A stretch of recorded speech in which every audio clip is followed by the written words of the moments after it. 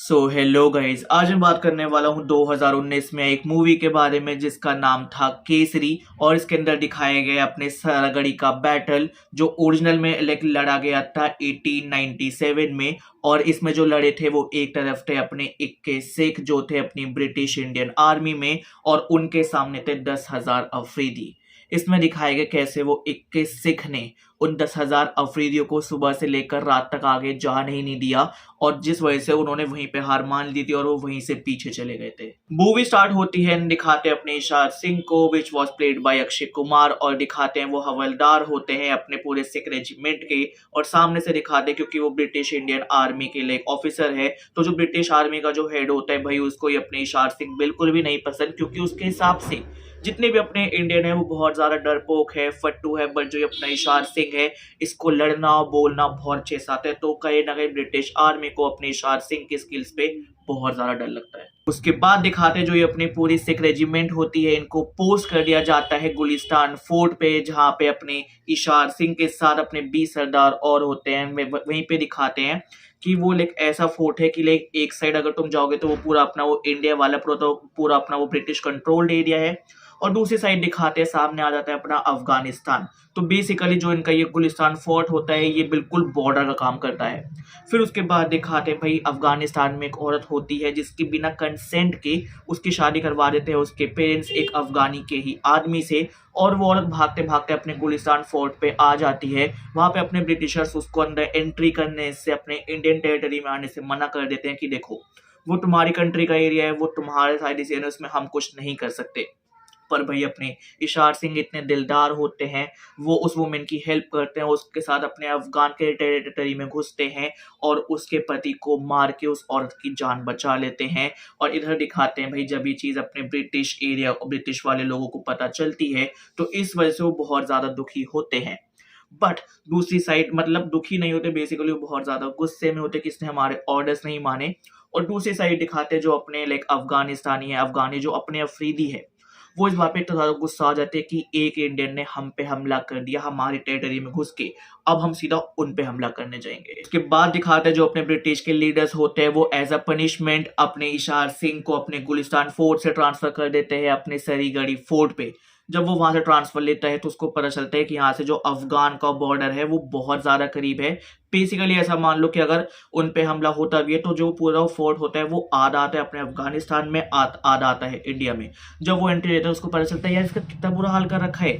जितने वहाँ के अपने वो 20 सिख होते हैं वो ऑफिसर्स होते हैं भाई वो ऐसे पूरे नशे में पड़े हैं, जो मिल रहा है वो खा रहे हैं, उनका खाना पानी रोक के उनको स्ट्रिक्ट करके उनको पूरे ऐसे ड्यूटी में लाता है अपने इशार से। पर फिर धीरे धीरे जितने भी वो अपने सिख होते हैं वो अपना जो पूरा सिख रेजिमेंट होता है वो अपने हवलदार इशार सिंह की इज्जत करने लगता है। फिर अपने इजहार सिंह और जो अपने लाल सिंह होते हैं वो आगे वाले गांव में जाते हैं कि जो हमारा खबरी है वो 3 दिन से हमें इन्फॉर्मेशन क्यों नहीं दे रहा। और इधर दिखाते हैं जो अपने सईदुल्ला होता है यानी अपने मौलवी मुल्ला सईदुल्ला जो होता है वो क्या करता है कि भाई वो अपने पूरे ऐसे अफगानिस्तान को अपने ट्राइबमैन को सबको कहता है कि अब हमें जो इनकी ब्रिटिश की हुकूमत है इसको खत्म करना है और हमें राज करना है इस पे। उसके बाद दिखाते हैं सईदुल्ला की ये वाली तरकीब काम कर जाती है और वो 10,000 अफरीदियों को लेकर अटैक करने जा रहा है अपने सरीगढ़ी फोर्ट पे, क्योंकि सबसे पहले वही उनके बॉर्डर पे आता है, वो पहले उसको खत्म करेंगे उसके बाद वो आगे पहुंच जाएंगे। और ये चीज पता चल जाती है अपने ब्रिटिश आर्मी को, तो वो सीधा करते हैं रिपोर्ट अपने इशार सिंह को कि देखो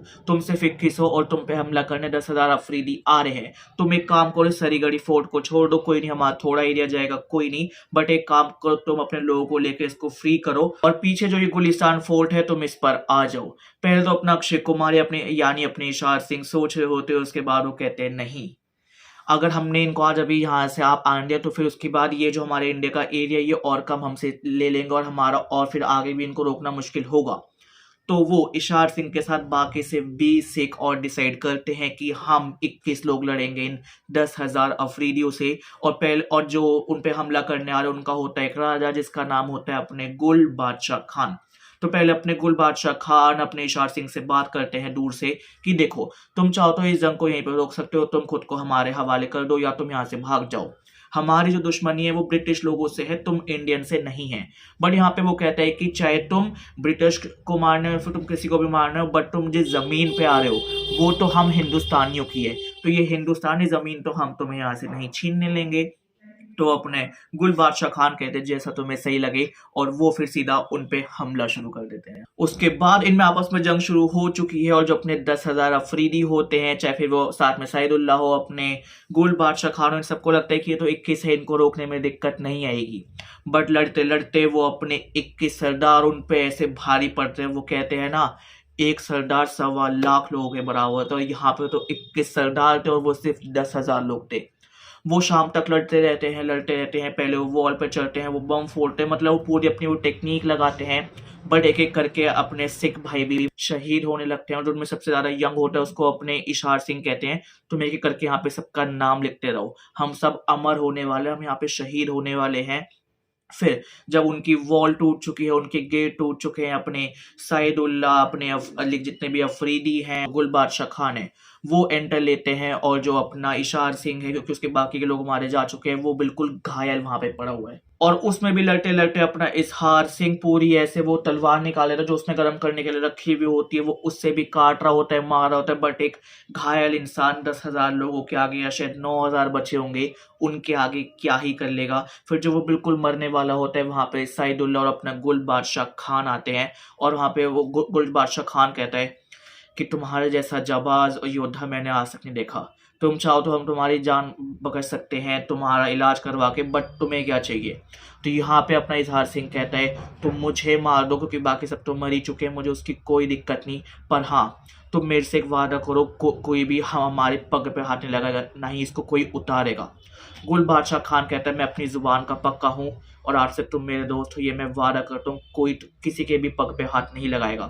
इतने में सैदुल्लाह उसकी पग पे हाथ लगाने वाला होता है, और वो अपने अंदर से एक चक्कू निकाल के अपनी पग में सीधा सैदुल्लाह के गले में मार देता है, और सैदुल्लाह वहीं पे मारा जाता है। उसके बाद दिखाते हैं जो उनमें सबसे जवान होता है गुलमुख सिंह, जो सबके नाम लिख रहा होता है। इतने में सारे अफरीदियों की नजर पड़ती है उस पर, वो उसको मारने के लिए दौड़ते हैं, और वो एक जगह पे पहले एक कमरे में छुप जाता है, अपने पूरे शरीर पे बारूद डालता है, खुद को आग लगाता है, और एक बहुत बड़ा लेता है बम, और वो अपने गुल बादशाह खान उसके लोगों के बीच में आता है, और वो 3 बार बोलता है जो बोले सो निहाल सत श्री अकाल, अरे जो बोले सो निहाल सत श्री अकाल, अरे जो बोले सो निहाल सत श्री अकाल। और वो बम को अपने शरीर से जलाता है, और वहां पे बहुत बड़ा ब्लास्ट होता है, जिसकी वजह से जो अपने कुछ गिने चुने अफरीदी है जो वहां पे बचे हुए हैं, वो बहुत ज्यादा डर चुके हैं, उनको कोई लीड करने वाला नहीं है। सैदुल्लाह, गुल बादशाह खान सब मर चुके हैं, तो अफरीदी वहां से चले जाते हैं, और इस चीज को जब ब्लास्ट होता है तो दूर से अपने ब्रिटिश की पूरी ऐसे आर्मी देख रही होती है, ऐसे क्या कहते हैं उसे, जो भी होता था वो उससे देखते हैं, और वो वहीं पे रखते हैं 2 मिनट का साइलेंस। और यहाँ पे जो हम सरी कड़ी फोर्ट है उसको जीत चुके हैं, वो उससे आगे नहीं आ पाए, शाम हो चुकी है, वो सब वापसी चले जाते हैं। तो गाइज ये था मेरा केसरी मूवी पे रिव्यू। अगर तुम्हें वीडियो अच्छी लगी हो तो इस वीडियो पे लाइक कर दो, इस वीडियो पे कमेंट कर दो, इस वीडियो पे शेयर कर दो। देखो पर्सनली मैं जैन हूँ, मैं बनिया भी हूँ, बट हाँ मैं पर्सनली मैं पंजाबियों की और सरदारों की भाई मैं दिल से इज्जत करता हूँ। मैंने हिस्ट्री मतलब मैंने पढ़ी नहीं है, बट मैंने जितनी देखी है या जितना मुझे मेरे घर वालों ने बताया, मुझे मेरे सिस्टर्स ने बताया, जेन्युइनली मुझे पंजाबी सरदार बहुत ज़्यादा कॉन्ट्रीब्यूशन वाइज भी और वैसे बहुत ज़्यादा अच्छे लगते हैं। और ये सब चीज़ें पढ़ता हूँ तो आँख में मतलब थोड़ा इमोशनल सीन हो जाता है। बाकी ये थी वीडियो। इस वीडियो पे लाइक शेयर कमेंट करना हो तो कर देना, मैं इस पे कुछ नहीं कहूँगा, बस हाँ कमेंट में सत श्री अकाल लिख देना। Bye bye guys.